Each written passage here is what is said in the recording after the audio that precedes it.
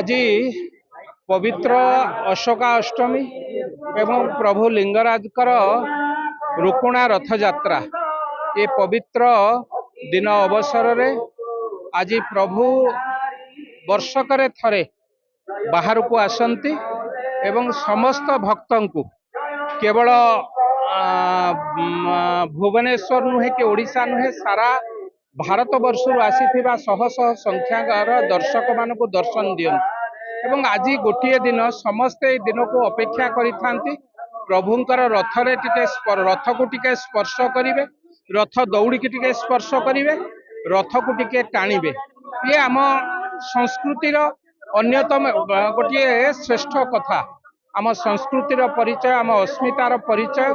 ए दिन को आमे समस्ते महा आडंबर सहित अपेक्षा करिके रही थाउ प्रभु को आसीबे बाहर को एवं माउसी माँ मंदिर 5 दिन धरी सेठी रहिबे माउसी माँकर परसा खाइबे एवं पुणी फेरिबे। तेणु निश्चित भावे मु कहिबी ये आम पई एक श्रेष्ठ दिन। हिंदू संस्कृति रे आम समस्त को जेतेबेले प्रभु आशीर्वाद करिबा पई आसंती केवल भुवनेश्वर की ओडिशा नुहे सारा पृथ्वी शैव भक्त माने आसी थांती प्रभु को दर्शन करती प्रभु को आशीर्वाद लोड़ती। ये परिप्रेक्षी में मुझे पृथ्वी रे जो अवस्था एवं चली युद्धर अवस्था प्रभु को आशीर्वाद रु समस्ते शांति रे रुहंतु। युद्धर जो युद्ध विभीषिका चली शांति पड़ू समग्र मानव समाज शांति रे रहू। पवित्र अशोका अष्टमी एवं प्रभु श्री लिंगराजकर रुकुणा रथर यात्रा प्रभु वर्षकर थरे आसंती साधारण लोकों को दर्शन दियंती आबाल वृद्ध वनिता। आज केवल पुराना भुवनेश्वर की भुवनेश्वर नुहे ओडिशा ओडिशा बाहरु भारत बाहरु मध्य लोक आसंती प्रभु को दर्शन करने टिके रथरे टिके हाथ को स्पर्श करिवे रथ दौड़ी टिके टाणिबे एवं रथ को टिके किछि बाट टाणीदेले तांकर समस्तंकर मनस्कामना पूर्ण हुए।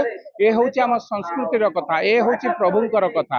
तेणु ये पवित्र दिन रे आमे समस्त आज एकत्रित होइछु प्रभु को दर्शन लाभ करने संगे संगे सारा मानव जातिर किभली भावे उत्थान हब एवं एबे जो परिस्थिति लगी युद्धर परिस्थिति सारा मानव समाज को विपद आसी आमे प्रार्थना करूँ प्रभु को आशीर्वाद युद्ध हटि जाऊ प्रभु को आशीर्वाद पुणी थे मानव समाज भितर हस फुटी उठू प्रभु समस्त को दर्शन दवाई जो बाहर को आसी निश्चित भावे मु कहि आम समस्त एक श्रेष्ठ दिन प्रभु को दर्शन करने सहित प्रभु को रथ को टिके टाणीदेले आम मनस्कामना पूर्ण हो जाए ये कथार अच्छी। तेणु निश्चित भावे आम समस्ते मिलित भाव में ये रथ को टाणीवाई आसीचु प्रभु को दर्शन करने आसीचु। समय ठीक ठीक रे चली मु भावुची प्रभु को आशीर्वाद सठिक समय कार्यक्रम हो पार बोली मोर आशा एवं विश्वास।